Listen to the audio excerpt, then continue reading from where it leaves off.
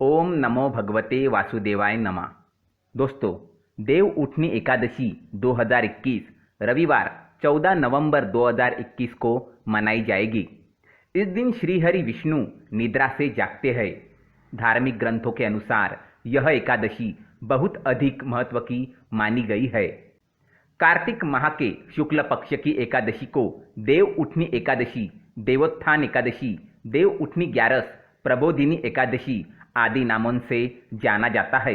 देव उठनी एकादशी के दिन भगवान श्री विष्णु का शयन काल समाप्त हो जाता है और शुभ तथा मांगलिक कार्य प्रारंभ हो जाते हैं। यह व्रत पापों से मुक्ति दिलाने वाला और सभी मनोकामनाओं को पूर्ण करने वाला माना गया है।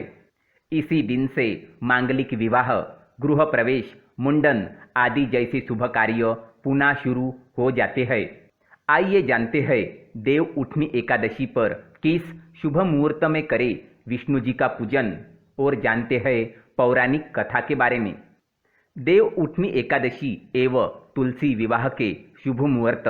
देव उठनी एकादशी तिथि का प्रारंभ 14 नवंबर 2021 को 5:48 से होगा और सोमवार 15 नवंबर 2021 को सुबह 6:39 पर एकादशी तिथि का समापन होगा। इसी दिन भगवान शालिग्राम और तुलसी जी का विवाह भी होगा। राहु काल का समय रविवार को सायंकाल 4:30 से 6 बजे तक रहेगा। एकादशी पारण का समय इस प्रकार है। 15 नवंबर को पारण का समय दोपहर 1 बजे से 3:19 तक रहेगा।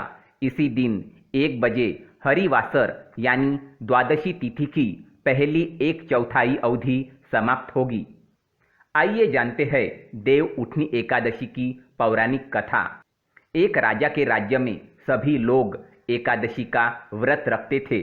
प्रजा तथा नौकर चाकरों से लेकर पशुओं तक एकादशी के दिन अन्न नहीं दिया जाता था। एक दिन किसी दूसरे राज्य का एक व्यक्ति राजा के पास आकर बोला, महाराज, कृपा करके मुझे नौकरी पर रख ले। तब राजा ने उसके सामने एक शर्त रखी कि ठीक है, रख लेते हैं, किंतु रोज तो तुम्हें खाने को सब कुछ मिलेगा, पर एकादशी को अन्न नहीं मिलेगा। उस व्यक्ति ने उस समय हाँ कर ली, पर एकादशी के दिन जब उसे फलाहार का सामान दिया गया तो वह राजा के सामने जाकर गिड़गिड़ाने लगा, महाराज, इससे मेरा पेट नहीं भरेगा, मैं भूखा ही मर जाऊंगा, मुझे अन्न दे दो। राजा ने उसे शर्त की बात याद दिलाई, पर वह अन्न छोड़ने को राजी नहीं हुआ।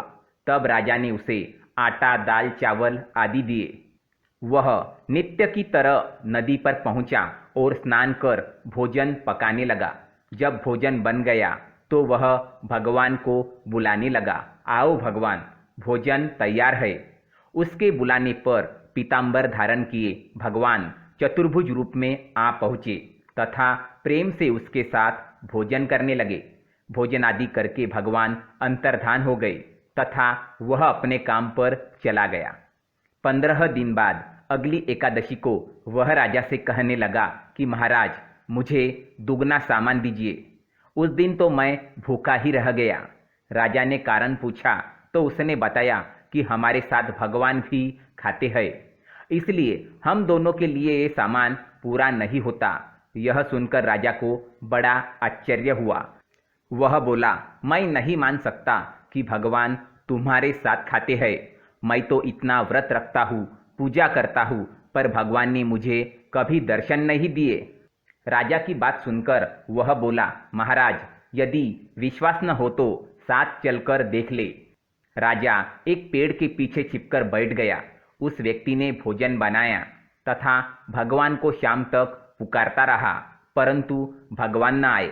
अंत में उसने कहा, हे भगवान, यदि आप नहीं आए तो मैं नदी में कूदकर प्राण त्याग दूंगा। लेकिन भगवान नहीं आए। तब वह प्राण त्यागने के उद्देश्य से नदी की तरफ बढ़ा। प्राण त्यागने का उसका दृढ़ इरादा जान शीघ्र ही भगवान ने प्रकट होकर उसे रोक लिया और साथ बैठकर भोजन करने लगे। खा पीकर वे उसे अपने विमान में बिठाकर अपने धाम ले गए। यह देख राजा ने सोचा कि व्रत उपवास से तब तक कोई फायदा नहीं होता जब तक मन शुद्ध न हो।